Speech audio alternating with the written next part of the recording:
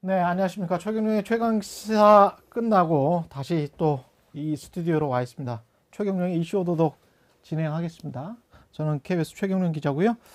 오늘도 라이브로 진행되고요. 댓글 많이 올려주시기 바랍니다. 질문도 이분들 다 전문가들이시고 정치와 관련해서는 이종훈 시사평론가, 예, 유명한 우리 이종훈 시사평론가 모셨고요. 안녕하세요.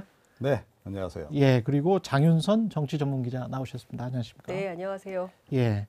지금 일단 뭐 2말 3초일 것 같은데 그 시기는 맞습니까? 전당대회? 뭐 대충 그런 것 같아요. 3월 12일 날이 그 정진석 비대위가 끝나는 시점이어서 아, 그렇구나. 고 얼음에서 하고 연장은 아. 안 한다. 그러니까 당초 원래는 한 6월 정도까지 예. 늘려서 한다는 얘기가 있었는데 음. 그거는 어렵겠고 3월 이전에 끝내라는 게 이제 용산의 요구인 것 같습니다. 그래서 3월 이전에 끝내라. 아니 네, 방금도 저 전대를 끝내라. 예. 예. 정미영 전 최고위원과 그런 이야기를 했었는데 네. 그 용산의 의도인 것 같다 또는 용산에 뭐 뭔가 윤심이 작용하는 것 같다. 이게 이제 언론의 전반적인 무드던데. 네. 근데 국민의힘 의원들은 또 딱히 또 그런 것도 아니다. 뭐 이렇게 당이 알아서 지금 하고 있는 거다. 뭐 이렇게 좀 말씀하시는 분들도 계시고 어떻게 보세요, 평론가님은? 저는 지금은 그냥 그 윤석열 대통령의 친정 체제다. 예. 그렇게 딱 보고 있습니다. 예. 아유, 세시네. 예. 그게 아니고 처음 뵈서, 예. 권성동 전 원내대표 예. 때까지만 하더라도 예. 권 원내대표를 통한 어떻게 보면 대리 통치, 예, 대리 통치? 네, 윤핵관들을 이제 활용을 해서 예. 당을 이제 뭐 당과 관계를 이제 조율해 나가겠다 그런 생각이었던 것 같아요. 예, 대통령의 생각이. 예. 예. 그런데 이 생각보다 잘 못했죠. 권원내 대표 시절에 보면 그래도 상당히 체리 따봉도 보내고 그러지 않습니까? 그러니까 그런 것들 여러 가지 논란만 많이 유발을 아. 했잖아요. 그래서 그 당시에 권성동 리스크 뭐 이런 얘기도 있고 그랬었는데 예.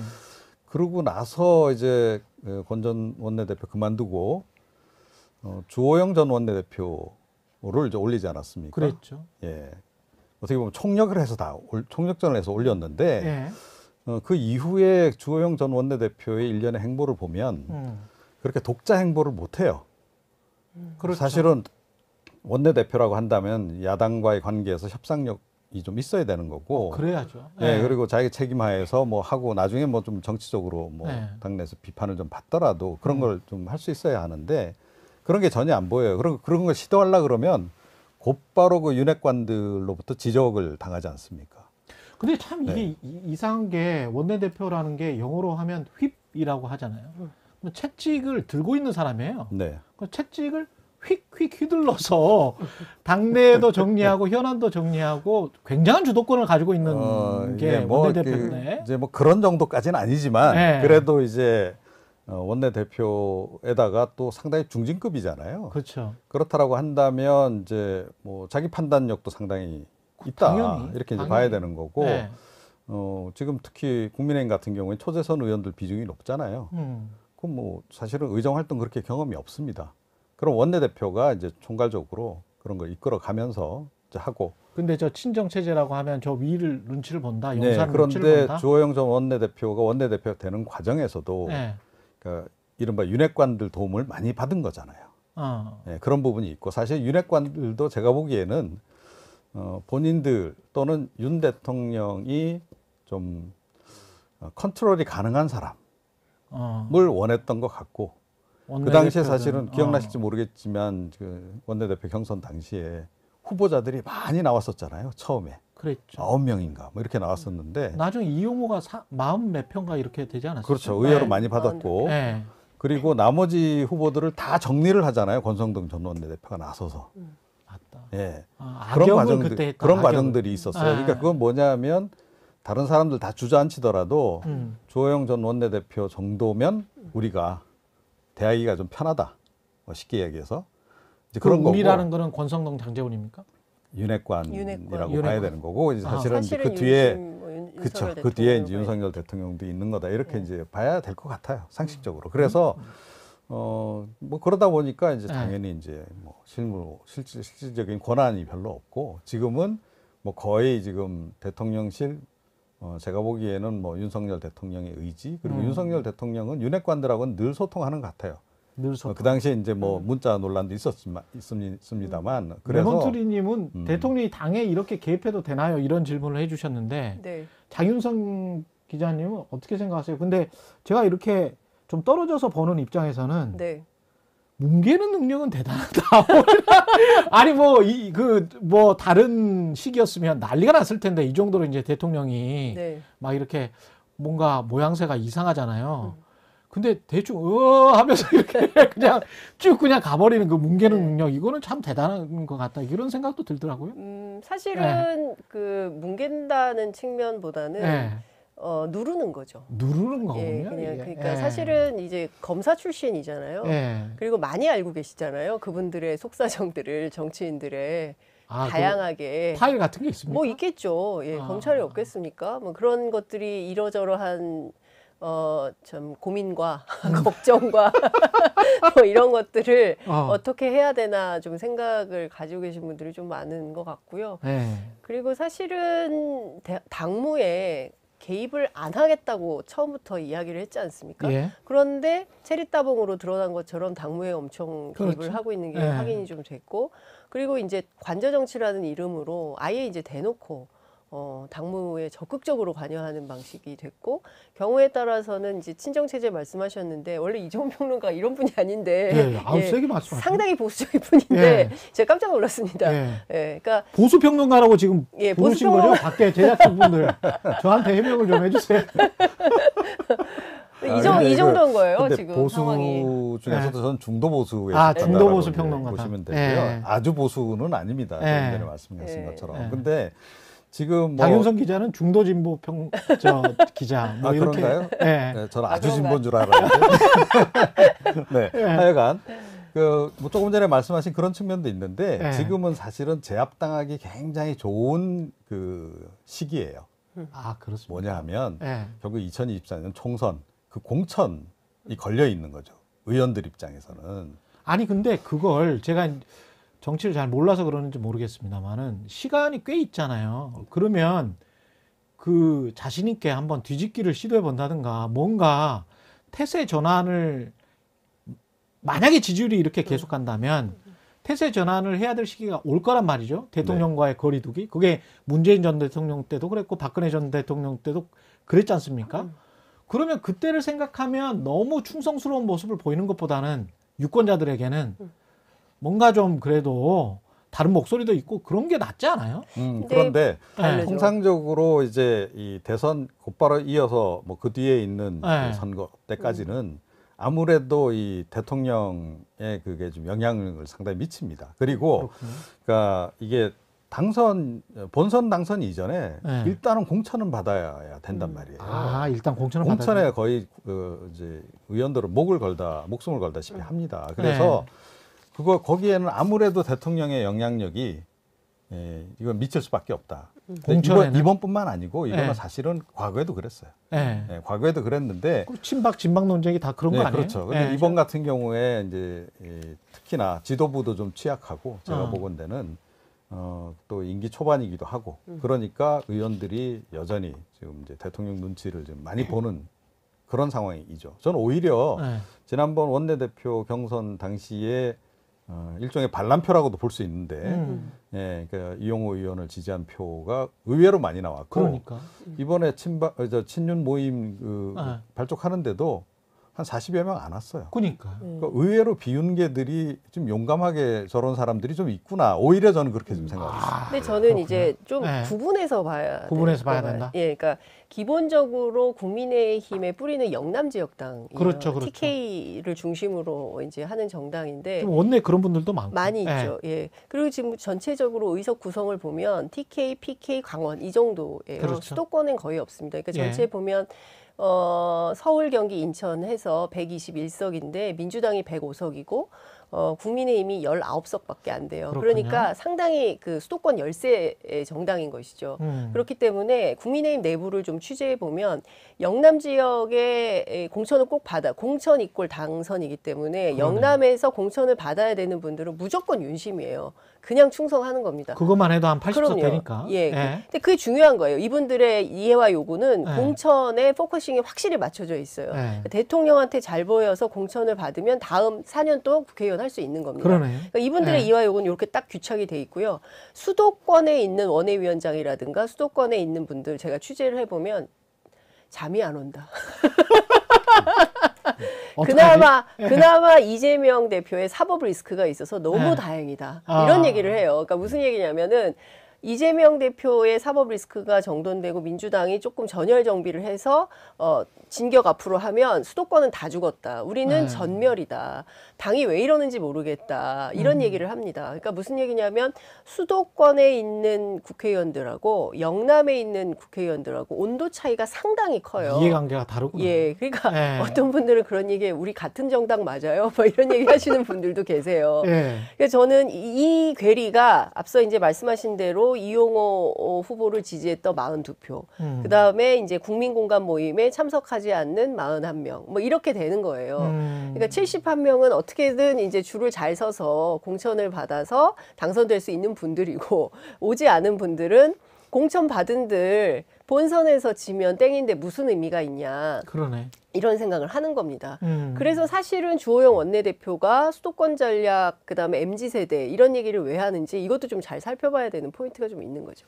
그러네요. 그러면 수도권 MZ세대로 가야 될 것 같은데 또 그거는 지금 계속 정리가 되고 있습니다만은 결국은 한동훈은 안 나온다는 거죠. 지금 뭐- 대통령실 이야기는 한동훈 안 나온다는 이야기 아니에요? 안 나오는 게 아니라 못 나오게. 못 나온다는 거죠. 예. 아, 그런데 그것도 예. 좀 두고 봐야 됩니다. 아, 두고 봐야 돼요? 예. 그러니까 예. 이게 좀 너무 조기에 점화돼도 사실은 조금 바람직하지 않은 측면이 좀 있거든요. 예. 그래서 아마 장제원 의원이라든가 이런 분들이 좀 이제 통제에 나선 거 아닌가 싶고, 자기들이 이야기하기 전에 먼저 이 바지 사장들이 그 얘기를 하면 또 곤란하잖아요. 그런 측면도 있고, 전 그렇게 봅니다. 그리고 내가 이야기를 해야지 왜 너희들이 이야기를 하는 그런 거야. 거죠. 예. 이제 예. 그런 부분이 있어요. 그리고 사실 뭐 한동훈 그 장관 같은 경우에 지금 만약에 한동훈 장관을 데려다가 이번에 뭐 당대표를 시킨다 했을 경우에는 이게 장점도 있지만 단점도 상당히 있는 겁니다.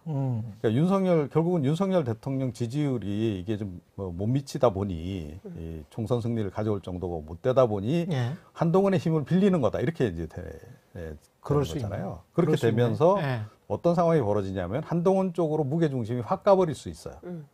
그러면 대통령 입장에서는 안 되지. 예, 예. 본인이 인자가 너무 크면 또 안 되지. 그렇습니다. 예. 그리고 곧바로 이제 지금 사실 또 이미 또 대권 주자로 거론이 되고 있는 예. 보수 진영에서는 아주 유력한 그런 대권 주자인데 갑자기 확 커버리는 것도 사실은 윤 대통령 입장에서 굉장히 부담스러운 그런 부분이 있고, 예. 또 한동훈 장관이 장관으로서는 잘하는데 솔직히 예. 저는 대표가 됐을 때 과연 잘할 수 있을지는 좀 의문이에요. 정치력은 여전히 부족하다라고 저는 보거든요. 2차를 안 가시는 분이니까. 아, 예, 뭐, 하여튼 그런 걸 떠나서, 뭐, 여의도 포장마차 술자리 안 가시더라도, 예. 여의도에서는 2차가 중요해요. 뭐, 그렇게 예. 하죠. 그런데 뭐, 예. 꼭 굳이 그런 자리를 통해서만 정치를 하는 건 아니기 때문에. 예. 근데, 예.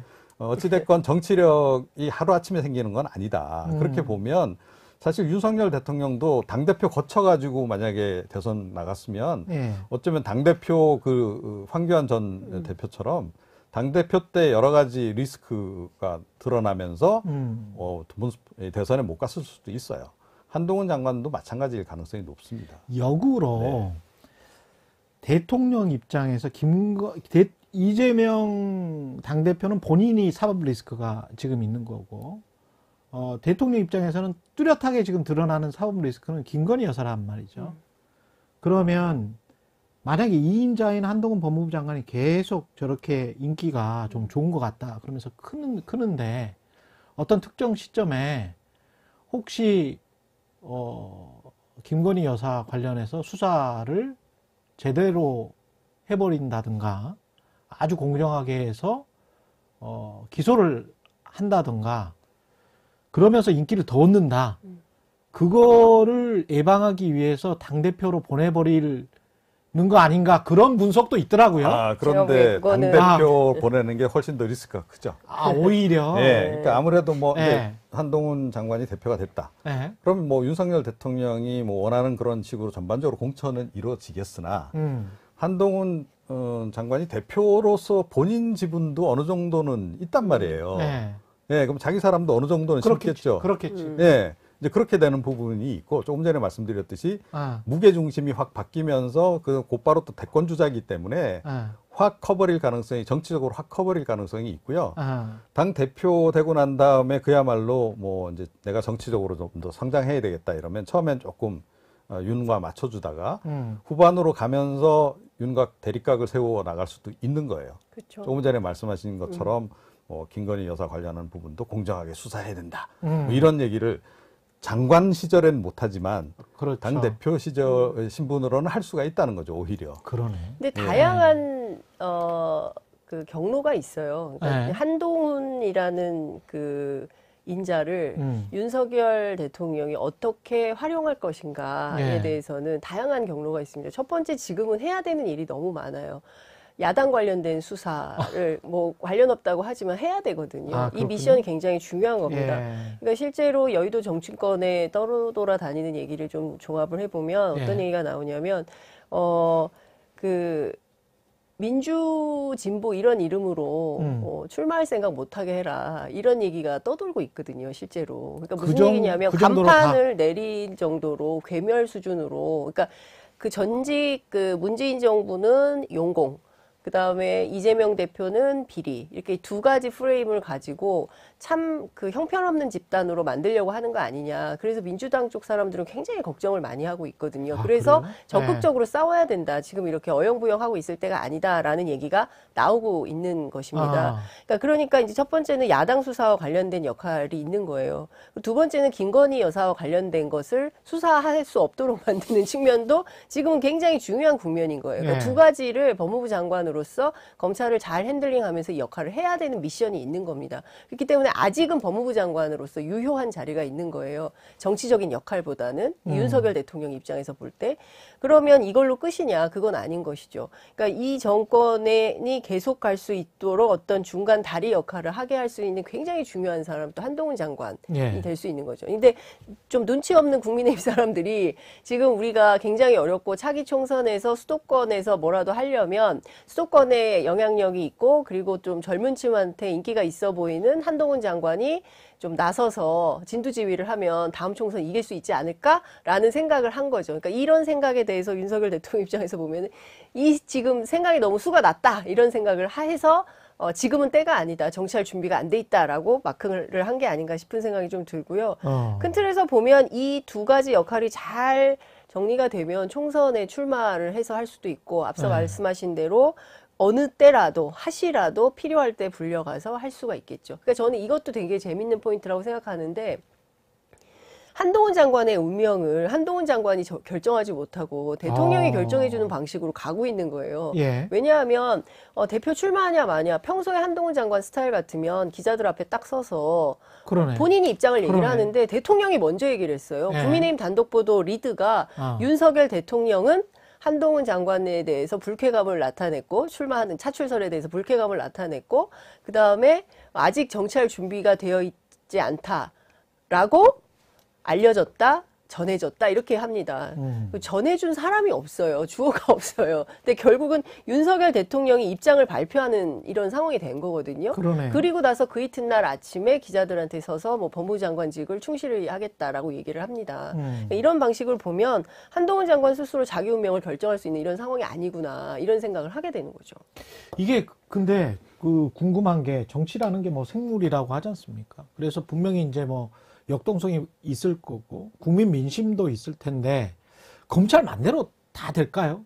또는 무슨 뭐 검찰 공화국이라고 야당에서는 비판을 하지만 이게 어떤 누르는 세기 그다음에 다른 사건에 대한 공정성 뭐 이런 것들을 종합적으로 국민들이 분명히 보고 있을 텐데 그럼요. 저게 그 검찰이 원하는 대로 무슨 뭐 민주당 인사들을 용공 플러스 비리 근데 결국 핵심은 이재명일 거란 말이죠. 그렇죠. 살아 돌아올 가능성은 없습니까? 뭐 제가 보기에는 일단 기소까지는 갈 것 같아요. 기소까지는 갈 것이다. 예. 그러니까 뭐 지금 다 이제 핵심 측근들 두 명이 부인은 하고 있지만 여러 가지 그동안에 나온 증거라든가 정황으로 봐서는 이제 뭐 사실 뭐 이런 비리 관련자들이 내가 했습니다라고 얘기하는 경우는 그렇게 많지는 않거든요. 그렇죠. 예, 그래서 일단은 뭐 그러니까 사법부의 최종적 판단에 맡기더라도 기소까지는 간다. 그리고 기소까지 가는 거는 정치적으로는 이재명 대표에게는 일단은 타격이 되는 거죠. 기소만 되면. 예, 그런 거죠. 그러니까 그게 나중에 무죄가 되더라도 예, 정치적으로는 꽤 타격이 일단 되는 거죠. 근데 그 시점이 예. 가령 2022년 4월에 2024년 4월 총선이기 때문에 1심에서 만약에 무죄가 나오는 시점이 뭐 2023년 그 판결이 나오는데 무죄가 나와버렸다. 검찰의 주장과는 달리. 네.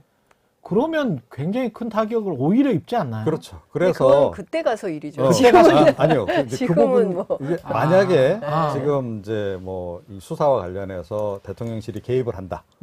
한동훈 장관이 만약에 개입을 한다라고 한다면 그 시기도 당연히 조율을 하겠죠. 그리고 근데... 또 다른 변수는 뭐냐 하면 네.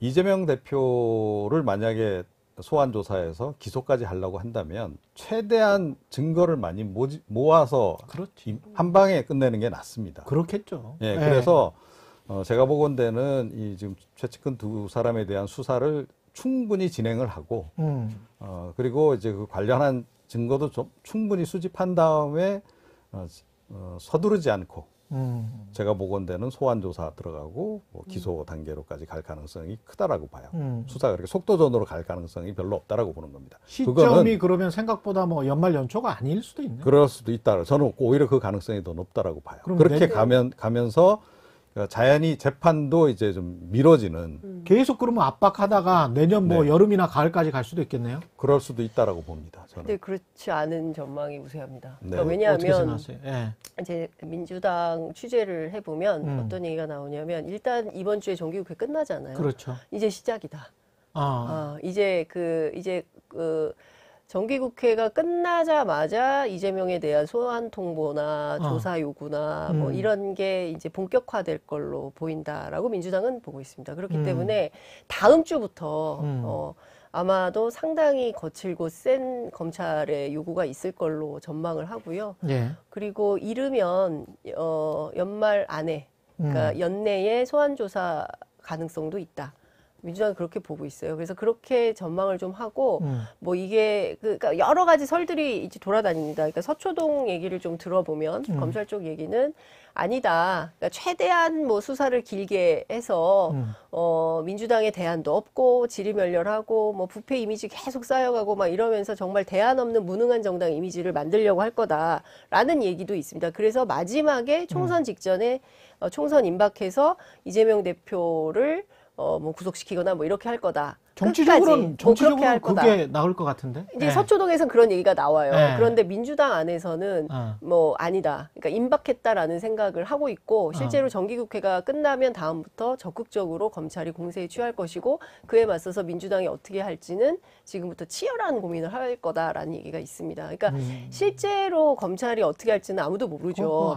아무도 모르죠. 그러나 증거가 있는지 없는지. 그렇죠. 예. 그러나 이제 정기국회가 끝나는 시점은 중요한 포인트가 될 걸로 보이고요. 터닝 포인트가 하나 될 수 있다라고 보는 것 같고 더 중요한 포인트는 지금까지 사실은 정진상, 김용 또는 지금까지 진행되는 재판 과정을 쭉 보면 이재명 대표가 구체적으로 뭐 돈을 받았다거나 아니면 돈을 받은 뭐 단서나 근거나 뭐 증거나 이런 게 나왔다거나 그러진 않습니다. 그렇죠. 네, 예. 그렇기 때문에 이게 연관성이 있냐. 그렇기 때문에 증거 없이 괜히 잘못 불렀다가 오히려 역풍 맞을 수도 있다, 검찰이. 그렇죠. 뭐 이런 얘기도 있지만 또 민주당 내부에서는 아니 언제 검찰이 단서나 증거나 이거 가지고 하냐, 엮으면 엮는 거지. 그렇기 때문에 안심하고 그냥 무방비로 있을 수는 없다 이런 얘기들을 하고 있더라고요.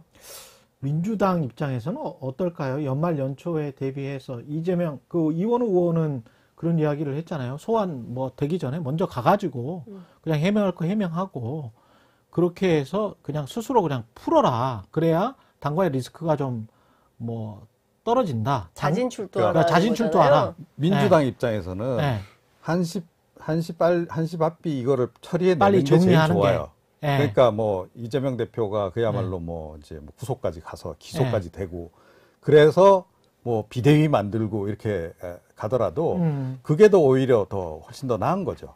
시기상. 그렇죠. 예. 총선을 생각하면 예. 오히려 그때 이제 분위기 전환하고 음. 이재명 뭐 대표가 혹시 뭐 여러 가지 이제 정황상 예. 뭐 증거가 도저히 이건 뭐 빼도 박도 못하는 상황이다 이렇게 될 경우에는 예. 오히려 이렇게 빨리 정리하고 그냥 이렇게 거리를 두고 그냥 가는 게 더 나을 수도 있는 거예요. 그래서 민주당 입장에서는 어떻게 보면 뭐 이러나 저러나 수사는 빨리 진행되는 게 차라리 더 나은 거다라고 저는 봐요. 그러니까 이재명 대표가 뭐 기소가 안 되더라도 이거 빨리 정리되는 게 좋은 거고. 이재명 당대표 입장에서는 100일 기자회견도 안 하고 이런 것들이 그러면 이재명 당대표는 입장이 뭐가 이재명 되는가요? 대표는 지금 소환 조사가 임박했다라고 보기 때문에 네. 지금 100일 굳이. 그것도 안 한 것 같아요. 그러니까 거기서 혹시 어떤 발언한 내용이 또 나중에 이게 빌미가 또 될까? 빌미가 될 우려가 있기 때문에 그 가능성 때문에 일단은 이제 그렇게 대응을 한 게 아닌가 싶고 만약에 검찰이 속도전으로 이 수사를 진행을 한다 그러면 정치적으로는 굉장히 눈치 없는 수사를 진행하고 있는 거죠. 아, 눈치 없는 수사다. 뭐 대통령이나 그러니까 뭐 어떻게 보면 이제 국민의힘하고는 국민의힘의 어떤 정치적 판단하고는 상관없이 눈치 없이 빨리 수사하는 그런 경우에 해당한다.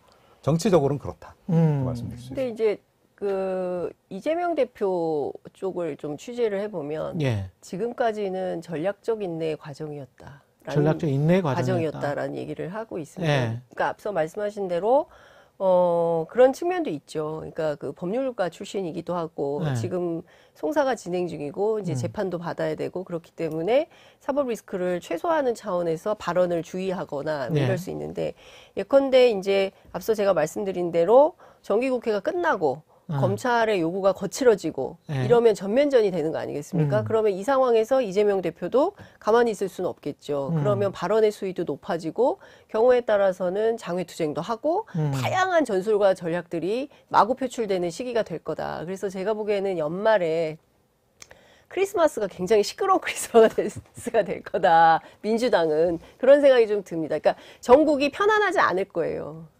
예, 상당히 요동치는 전국이 될 가능성이 매우 높다 이렇게 전망이 됩니다. 검찰이 부르면 소환하면 가야 됩니까? 아니면 시간을 좀 두고 뭐 그것도 굉장히 큰 논란이 되죠. 가능하면 네. 서면 조사 뭐 이런 걸로 대체하려고 하지 않겠어요? 이재명 대표 그건 측에서는. 굉장히 이제 점잖은 방식인 것 같고요. 그게 검찰의 될까? 최근 네. 태도를 보면 막 네. 가잖아요. 압수수색 영장 집행하러도 가고 그게 뭐 당사로도 야당 당사로도 가고 국회로도 막 들어오고 하는 거기 때문에 저는 그림을 어떻게 만들지 모르겠습니다. 그러니까 이거 합법적인 법 집행이다라고 얘기를 하면서 국회 당대표실로 막 올 수도 있죠. 그렇겠죠. 예, 뭐 네. 다양한 방법을 저는 검찰이 세게 붙을 거라고 생각하고요. 네. 검찰이 세게 붙는 만큼 그럼 민주당이 네, 협조하겠습니다. 이렇게 할지 네. 아니면 아니다라고 뭐 이거 조작 수사다. 뭐 강제 수사하지 마라. 뭐 이러면서 세게 붙을지 이거는 민주당의 전략을 좀 잘 봐야 될 것 같습니다. 당원들 분위기는 뭐예요? 강력하게 뭐 막아야 된다는 겁니까? 아니면은 뭐라고 생각을 하는 아까 얘기하신 분위기는 비명계가 좀 그렇게 아. 되는 것 같고요. 아. 예, 그리고 친명계는 세게 붙어야 된다고 생각을 하는 것 같습니다. 세게 붙어야 된다. 예. 그러니까 왜냐하면 검찰의 지금 하고 있는 모든 것을 네. 이제 정치 탄압이라고 규정하고 있는 거잖아요. 그리고 정치 조작 탄압이기 수사라고 때문에. 예, 조작 수사라고 보고 있기 때문에 네. 이른바 친명계에서는 이 상황을 그냥 여일하게 볼 수 없다라고 생각을 하는 것이죠. 근데 역으로 뭐 국민의힘 의원들 주장이 설득력이 있는 지점은 만약에 뭐 본인이 다 무죄라면 그냥 소환하라고 하면 소환해서 가고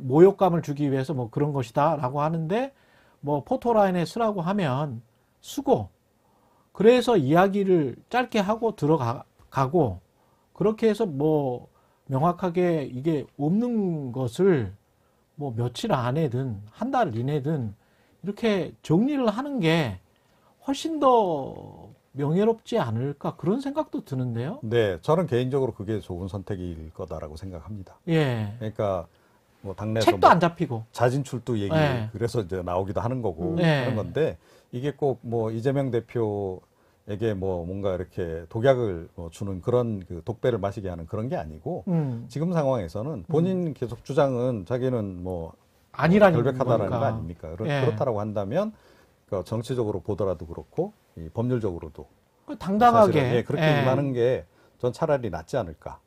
그렇게 저는 생각해요. 장윤정 기자는 어떻게 보세요? 그거는 이제 구속의 길이죠. 아, 그렇게 되면 네. 구속된다. 그럴 가능성이 높죠. 예, 왜요? 아니 이제 그 소환 조사가 진행이 되고 예. 일단 불러놓고 예. 소환 조사하고 예. 집에 뭐 출퇴근 조사를 할 수도 있겠지만 예. 아니다. 검찰이 보기에는 증거인멸의 위험 뭐 도주는 없겠지만 예. 증거인멸에 지금 보면은 검찰이 보십시오. 서훈 원장 같은 경우에도 예. 기자회견 한 게 증거인멸 혐의가 인정이 돼가지고 구속이 된 거 아닙니까? 그렇기 때문에 뭐가 어떻게 될지 모르는 상황이에요. 아, 부하들한테 메시지를 전직 부하들한테 메시지를 줬다. 그런 거잖아요. 뭐 지금. 그럴 수, 예, 그렇죠. 그러니까 이제 그런 측면에서 보자면 검찰이 어떤 방식으로 할지 모르기 때문에 구속의 길로 갈 거냐 아니면 버티는 길로 갈 거냐 이것은 전략적 판단이 필요하겠죠. 그래서 그런가? 구속의 길로 가면 소환 조사에 뭐 충실히 응하고 서면 조사도 하고 뭐 이런 방식으로 갈 수 있고요. 네. 반대로 아니다. 구속되지 않고 버텨야 한다라는 입장을 정한다고 한다면 네. 그때부터는 가열찬 투쟁의 길로 가는 것이죠. 그렇습니다. 네. 네. 그거는 제가 보기엔 다음 주부터 일요일부터 시작되지 않을까라는 생각을 해봅니다. 임박했습니다. 임박했군요. 예. 예. 국민의힘 저 전당대회가 임박한 게 아니고. 예. 네. 국민의힘은 아까 한동훈 장관 이야기하다 말았는데. 네. 그러면 당대표는 누가 되는 겁니까? 두 분이 생각하시기에? 근데 당대표는 네. 지금 어제 그림이 참 재밌었어요. 네. 그 국민공감 사진을 딱 보면 제일 가운데 정중앙에 김기현 의원이 있습니다. 김기현 의원이 제일 정중앙에 있고요. 일부러 비집고 들어간 거 아니에요? 가운데 쓴다고? 뭐 그랬을 수도 있고요. 그리고 맨 네. 좌측에 안철수 의원이 있고요. 아, 맨 맨 좌측에. 우측에 장제원 의원이 있었습니다. 이념적 스펙트럼인가? 모르겠어요. 모르겠습니다. 취재해 보겠습니다. 예. 근데 이제 그 안타까운 것은 예. 그 김기현 의원이 4%예요. 안 그렇죠. 나와요. 예. 지지율도 안 나오고 예. 인지도도 안 나옵니다. 예. 예. 그래서 예컨대 이것을 룰을 바꿔서 9대1 혹은 10대 빵으로 한다고 해서 그러면 김기현 의원이 올라갈 수 있느냐. 저는 비관적으로 봅니다. 근데 그럼에도 불구하고 김장연대가 다시 나오지 않습니까? 그렇죠. 지난 7월에 김장연대, 간장연대 많이 나왔었는데 김기현, 장제원. 네. 예. 김기현, 장제원으로 해서 이제 김장연대. 장제원 의원이 요새 또 다시 급부상하고 있어요. 윤핵관으로. 말을 하시더라고요. 예. 예. 그렇기 때문에 이제 장제원하고 누가 엮이느냐에 따라서 선거가 좀 바뀔 수 있다. 이렇게 보는 것 같아요. 그러니까 근데 뭐 다 떠나서 이제 김장연대로 한다. 이런 거잖아요. 근데 그러면 김장연대가 당권을 먹을 수 있느냐. 이것은 저는 룰을 바꿔서 이렇게 만든다고 하더라도 또 하나의 변수가 이제 유승민 변수가 있는 거 아니겠습니까? 예. 한동훈 장관이 안 나온다고 하더라도요. 그렇죠. 근데 유승민 전 의원은 어제 그 최경영의 최강시사에 출연해서 인터뷰하신 맥락을 보면 7대 3이면 나온다는 이야기예요. 그러니까요. 그 나온다는 이야기는 얘기예요. 7대 3이면 나온다는 이야기예요. 예, 7대 3이면 나오고 예, 인터뷰 해보니까 그거는 확실해. 7대 예. 3이면 나올 거예요. 사실 도전 선언한 거 아닙니까? 예, 그렇죠. 당대표 도전 예. 선언했다고 저는 보여요. 9대 1은 하지 말아라. 찌질하게. 이런 이야기예요. 그렇죠. 예, 치사하게 9대 1로 바꾸지 마. 이런 거잖아요. 예. 9대 1이어도 나오실 것 같은데요. 제가 보기엔. 그랬을 그리고 것 9대 같습니까? 1이어도 이길 가능성이 있습니다. 제가 좀 이따 반론 드릴게요. 예, 여기 말씀하십시오. 네. 예. 그러니까 김기현 이슈 오도독 되게 재밌다. 김기현 전 원내대표를 선호할 가능성이 높아요. 일단 뭐 범친윤계이기도 하고, 그렇죠. 예. 그러기도 하고, 조금 전에 말씀드렸듯이 이제 윤석열 대통령의 친정 체제를 계속 이어가기를 원할 것이다. 그러면 당 대표가 너무 세도 안 되겠죠. 예, 말 잘 듣는, 그리고 본인들하고 소통도 잘 되고, 통제 가능한 인물. 그렇게 본다면 김기현 전 원내대표가 딱 적합한 거죠. 근데 9대 1이어도 유승민이 그 얘기는 조금 이따 하시고요. 일단. 예. 예. 예, 그래서 그게 김기현 전 궁금한데. 원내대표로 일단 좀 밀어보려는 게 아닐까 이런 생각이 좀 들긴 해요. 여튼 김기현 전 원내대표 비롯해서 이제 친윤계 아무개를 어찌됐건 만들기 위해서 굉장히 노력을 할 것이고. 근데 왜 여기에 나경원은 빠졌지? 나경원 의원은 제가 취재를 해보니까 원래 이제 나경원, 김기현 둘 다 이제 물러설 수 없는 그렇죠. 승부를 계속했어요. 근데 그러다가 나경원 의원을 뭐 저출산위원회도 가고 유엔 무슨 대사도 가고 했잖아요. 근데 조만간 12월에 개각이 있을 예정이거든요. 이제 개각 때 뭐 어느 이제를 간다는 소문이 또 있습니다. 제가 뭐 정확하게 말씀드리긴 어려운데. 그래요? 예, 그래서 내각으로 빼고 아. 김기현 의원을 올려서 당대표로 만들려고 한다. 그런데 이제 9대1이 나오는 거죠. 지금. 그러니까 하여튼 오. 저기 뭐냐면 예. 나경원 전 원내대표도 마찬가지인데 네. 너무 센 대표는 일단 원치를 않는 겁니다.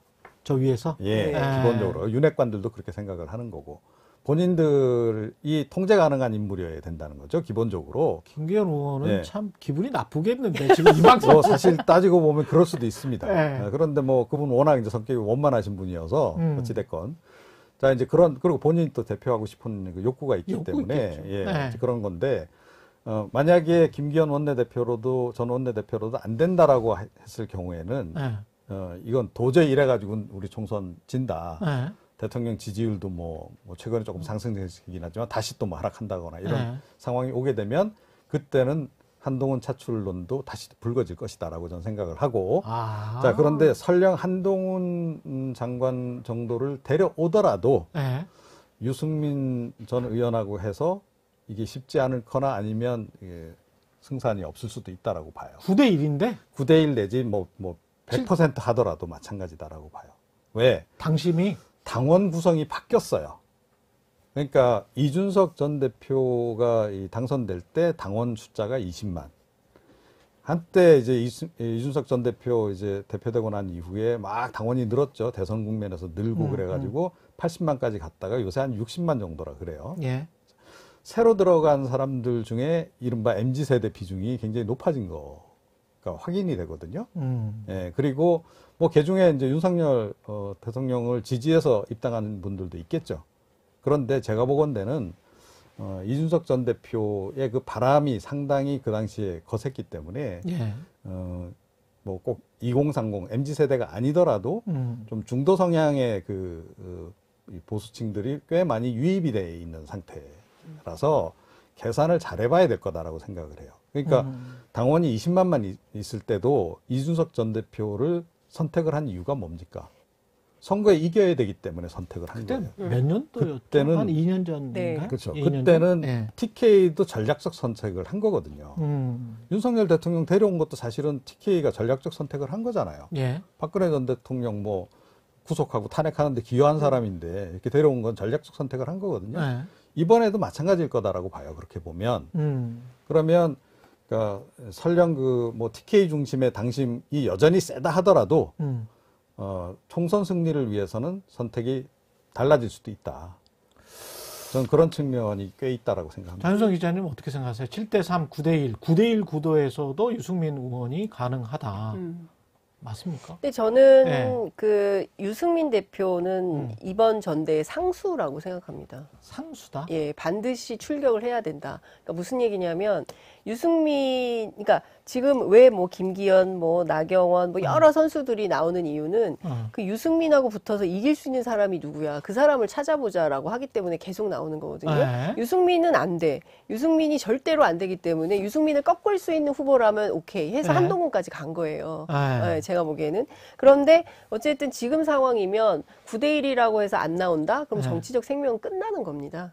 아, 그래요? 저는 그렇게 봅니다. 아. 그러면 유승민 대표는 페북이나 하면서 그냥 정치평론가로 남는 거예요. 아. 그러면 유승민 대표가 그럴 뿐인가요? 저는 아니라고 생각합니다. 예. 왜냐하면 지든 이기든 일단 출격을 해서 네. 본인이 출격을 해서 말을 해야 된다. 저도 가야죠. 그래서 보수정당 혁신운동 하겠다고 하셨잖아요. 그러면 국민의힘을 지금 좀 국민들이 납득하기 어려운 이상한 행동들이 많이 있지 않습니까? 예. 그러면 합리적인 보수정당을 만들기 위한 일정한 노력을 해야 그게 정치인으로서의 자세인 것이지 예. 9대1이라서 안 나오고 7대3이면 나오고 이러면 이거는 그동안 우리가 알고 있었던 유승민이 아니다. 이런 판단은 국민들이 할 수 있는 거죠. 그다음부터는 정치적으로 할 수 있는 일이 아무것도 없어요. 그러니까 지더라도 나와서 다음 대선을 보는 게 맞지 이번 당대표 그러면 계산 때려가지고 안 나온다? 저는 그건 아니라고 생각하는데 그러네. 국민의힘 내부를 좀 취재를 해보면 네. 안 나올 거다. 국민의힘은 네, 국민의힘 내부에서는 특히 그 유승민 9대1로 되면 아니면 7대3. 7대3이든 9대1이든 안 나올 거다. 왜냐하면 제가 취재를 쭉 해보니까 유승민 의원이 네. 참 인심을 많이 잃었더라고요. 당내에서. 당내에서. 예, 네. 그래서 저분은 이렇게 저렇게 계산을 해서 본인 계산을 안에서 이게 안 될 것 같다. 그러면 절대 안 나올 사람이다. 그러니까 헌신하는 사람은 아니다. 이런 얘기를 많이 합니다. 예. 네, 그런데 그런 맥락이 그런데도 있고 불구하고 왜 이렇게 인기가 좋아요? 저는 발언 때문에 그렇다고 발언 생각해요. 때문에. 메시지. 예, 메시지가. 메신저와 메시지가 좋기 때문에 그렇다고 생각합니다. 지금 그 윤석열 대통령의 이러저러한 문제들에 대해서 직격탄을 날리고 합리적 보수로 가려고 하는 유일한 사람이 유승민 전 대표밖에 없는 거잖아요. 국민의힘 안에서. 예, 저는 그렇게 보고, 왜냐하면 이준석 대표 같은 경우에는 발언권이 상당히 좀 많이 약화된 측면이 있기 때문에 유승민 의원이 그런 발언들이 상당히 신선한 충격을 국민들에게 많이 주는 게 있죠. 그래서 여전히 지지율이 상당히 높고 다음 당대표로는 유승민이 적합하다 이런 얘기를 하는 것이죠. 저는 본전 생각 때문에라도 나오실 것 같아요. 본전 생각 때문에. 그동안 얼마나 많은 발언을 했습니까? 윤석열 대통령에 대해서 비판하는 발언을 내놨잖아요. 예. 뭐 안 나오면 그 발언 그게 소용이 없어요. 그렇지. 네. 그런데다가 예.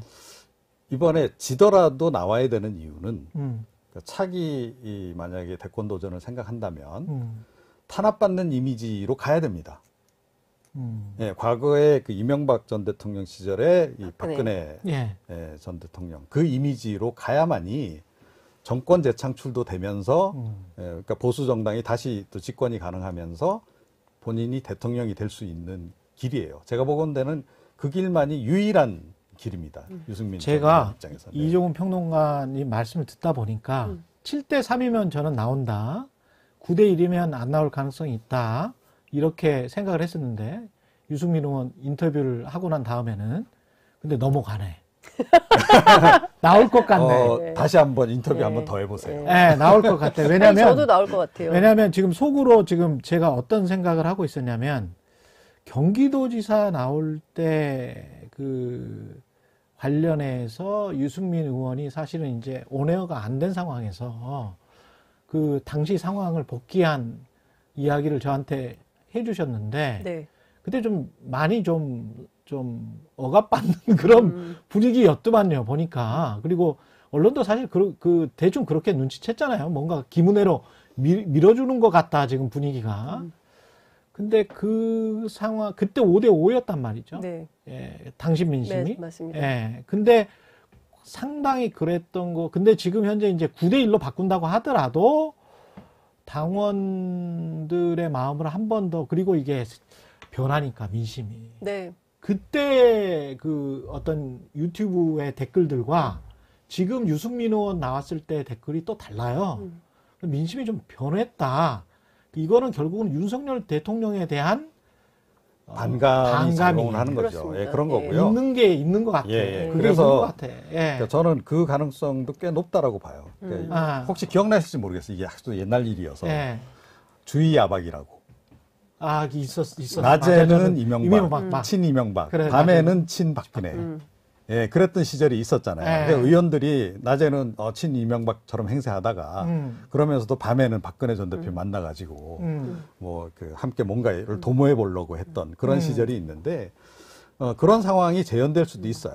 그러니까 주윤 야유가 되는 거죠. 맞아요. 주윤 야유가. 그럴 수 근데 있지. 실제로 저는 제가 보건대는 벌써 그런 조짐들이 맞아요. 조금씩 예. 나타나고 있다고 예. 봅니다. 그 국민의힘 의원들 주윤야유. 예, 그게 돼요. 왜냐하면 절대 나서지 않거든요. 그러니까 그 오늘 레코드에서 얘기를 잘 안 해요. 안 하려고 해요. 예. 그런데 그 전화 통화하거나 따로 만나면 정말 그 폭포수처럼 비판을 합니다. 그건 아니지. 사퇴해야지. 뭐 이렇게 그러니까요. 말씀하세요. 예, 예, 맞아요. 그러니까 전혀 온도 차이가 상당히 달라요. 예. 특히 뭐 이제 한동훈 장관 차출설 나왔을 때 제가 이렇게 몇몇 전화를 돌려보면 차라리 그냥 대통령도 검찰, 당대표도 검찰, 그냥 국민의힘 간판 내리고 그냥 검찰당으로 하자 그래. 막 이렇게 얘기를 하시는 분들도 있어요. 그러니까 정서적 반발이 그렇게 센 거고요. 그리고 이걸로 되겠냐. 그러니까 이러니 저러니 해도 이준석 당대표 시절에 상식적이고 합리적인 보수 야당으로서의 자기 정체성을 가져간다고, 물론 이준석 대표의 태도나 그다음에 뭐 발언이나 이것에서 동의하기 어렵고 태도가 왜 저래 이런 비판은 많이 있었지만, 그래서 이미지는 살짝 바뀌었어 그때 사실. 예. 예. 뭐 상당히 이제 진전되는 이미지가 그렇죠. 있었던 예, 거예요. 있었어요. 그런데 예. 이렇게까지 퇴보하고 그리고 자기 맘대로 이렇게 국정 운영을 하는 것에 대해서 상당한 반발심이 있는 거죠. 그러니까 겉으로는 친윤인 척 하지만 실제로는 반윤이 상당히 많다. 그렇기 때문에 만약에 당대표 선거를 하면 어떻게 될지는 아무도 모른다라는 생각이 좀 들고 앞서 말씀해 주신 대로 당원의 구조가 상당히 바뀌었다고 한다면 유승민 대표는 가만히 있으면 바보죠. 그러네. 나서야죠. 예. 그러네요. 그리고 제가 예. 보기에는요, 국민공감 이번에 70명 그 정도 참석했는데요. 최소한 20명 정도는 예, 이 지금 어쩔 수 없이 주윤 야유다. 주윤 야유다. 어쩔 수 없이 네, 저는 그렇게 생각합니다. 예, 꼬다른 보리자루처럼 그렇죠. 그러니까 예. 공천 생각해야 되니까 네. 그 자리에 가긴 했죠. 눈도장 찍어야 되잖아요. 눈도장 찍어야 예. 되고. 그렇긴 하지만 마음은 사실은 예. 예, 지금 뭐 상당히 좀 윤 대통령하고는 좀 윤 대통령에 대한 반감이 꽤 쌓여 있는 사람들이 굉장히 많아요. 그리고 사실 그게 그 관저 정치에 예. 가는 사람 못 가는 사람이 생기잖아요. 그렇죠. 이게 이제 자기들끼리는 그런 얘기를 하더라고요. 네. 나름 굉장히 우리는 큰 소외감을 가지고 있다. 그렇지. 예. 나는 땅콩에 맥주라도 먹고 싶다. 예. 그러니까 멸치 없어도 된다. 그냥 그 자리에 맥주만- 끼고 싶다. 맥주만 원샷 드링킹 할 수 있다. 예. 예. 그런 얘기를 하는 거죠. 예. 아, 그렇군요. 오늘 저 이슈 도덕이 오랜만에 뭐랄까요? 저간의 이야기, 저변의 이야기를 하니까 참 좋네. 그래서 사실은 네. 그 이런 얘기들을 국민들이 좀 알아야 된다라고 저는 그렇죠. 예. 그러니까 저희도 방송 나가서 예. 사실은 여의도에서 실제로 돌아가는 그러니까 그쵸. 의원들이 속내를 털어놓는 그런 부분에 대해서 음. 여야를 떠나서 음. 사실은 민주당 내에도 이재명 대표도 불만인 사람들 꽤 많거든요. 그렇죠. 그런 거를 이제 표면적으로 얘기를 안 하죠. 네. 이제 그런 것들 그리고 저희도 그것도 방송 결국 공천 때문에 그런 거 아니에요? 그런 거죠. 근데 저희도 방송 나가서 마찬가지 이제 네. 그 뒷얘기들을 많이 안 하게 되는데 예. 사실은 그런 얘기들도 국민들이 이제는 알아야 될 때가 됐다. 저는 저는 오늘 생각- 뒷얘기 중심으로 한 것 같아요. 아니, 박영선 장관이 그런 의미에서는 공천 이야기를, 투명한 공천 이야기를 좀 너무 빨리 꺼낸 거 아니에요? 그 좀 제가 막 전직 장관들 취재를 네. 해봤더니 뭐라고 얘기하냐면 뜬금없다. 예, 약간 뜬금없어. 그리고 내년에 느껴졌어. 미국 가거든요. 1월 달에. 그렇죠. 예, 1월 달에 예. 미국 가서 1년 동안 있다 올 건데 네. 왜 갑자기 이 얘기를 했는지 도무지 알 수가 없다. 이제 이런 얘기를 하는데 예. 저는 이제 박영선 장관이 왜 그 얘기를 했는지는 알 것 같아요. 그러니까 왜? 평소에 지론이 있어요. 음. 그러니까 그 IT에 대한 관심이 되게 음. 많고 그다음에 정당이 좀 디지털 정당으로 전환을 해야 되고 너무 촌스럽다. 네. 후진적이다. 그러니까 빠르게 그러니까 세상은 막 AI 시대로 빠르게 전환하고 있는데 우리 정치만 너무 후진적으로 옛날 시스템이다. 그렇기는 해. 그래서 좀 네. 바꿔야 된다라는 생각을 가지고 있는데 예. 이재명 대표 체제에서 별로 바뀌는 게 없다. 좀 답답하다.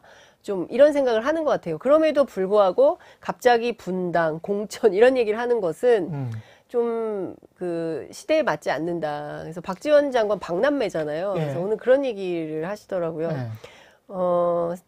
머릿속으로 생각은 하되 입은 벌리지 말지.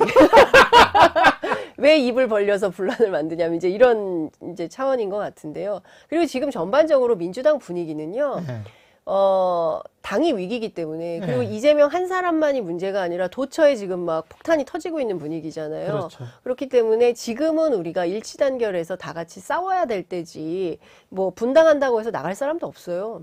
그러면 분당해서 우리 어디로 갈 데도 없어 이런 얘기도 합니다. 싸운다고 하더라도 그래도 안에서 뭐 언론이 좀 이것도 빨리 나가는 것일 수도 있습니다만은 차기 당권 또는 차기 대선 뭐 관련해서라도 뭔가 유사시에 뭐 이재명 당대표가 만약에 뭐 조기 퇴진이 된다고 하면 어떤 정치적 법률적 이유 때문에 그러면 뛸 수 있는 사람으로 거론되는 게 막 나경계 뭐 이렇게 이낙연 이렇게 예. 이야기 되잖아요.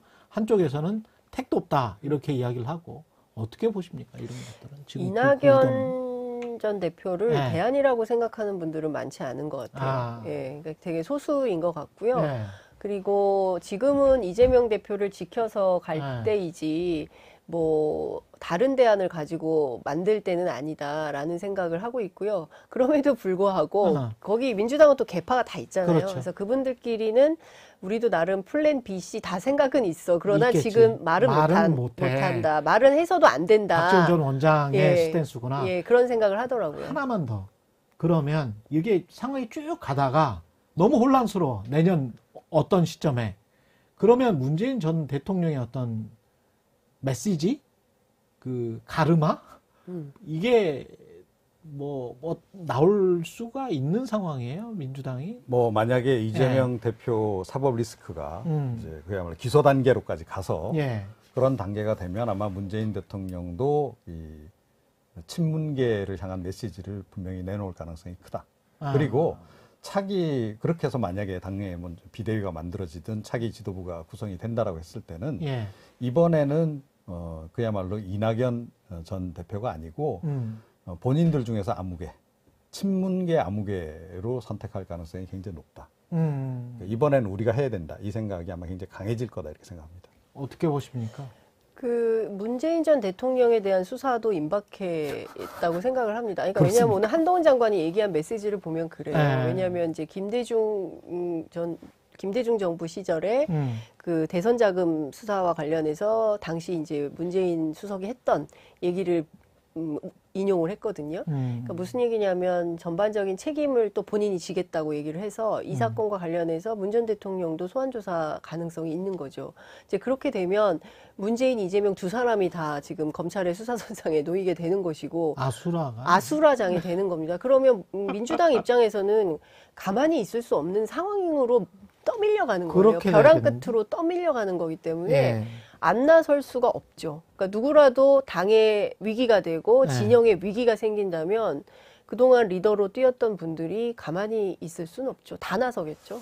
대치와 갈등, 극한 대립으로 가는 게 오히려 대통령의 지지율이나 여당이 주도권을 잡는데 낫다라고 생각하고 있을지도 모르겠다는 그런 생각이 언뜻 드네. 네, 그게 예. 왜 그러냐면 예. 20% 초반대까지 내려갔던 그렇죠. 여론조사 결과가 있었단 예. 말이에요. 그 시점에는 일단은 핵심 지지층이라도 빨리 모아야 된다 이 생각을 하는 거죠. 네. 그래서 강대강이 아닌가. 예. 오, 조우님이 문정부하고 윤정부 별로 다를 바 없는 것 같아요. 뭐 이런 말씀도 해주셨고 이런저런 뭐 댓글들이 많이 있을 것 같은데 다 소개는 못 드리고요. 예. 1시간이 다 돼가고 있습니다. 여기까지 하겠습니다. 이종훈 시사평론가 나오셨고요. 자주 나와주십시오. 네, 고맙습니다. 네. 네. 그리고 장윤선 정치 전문 기자였습니다. 고맙습니다. 네, 감사합니다. 예, 댓글 참여해주신 분들 다 감사드리고요. 저는 단단한 껍질에 쌓여있는 궁금한 이슈를 들고 다음 시간에 다시 돌아오겠습니다. 최경영의 이슈 오도독이었습니다. 고맙습니다.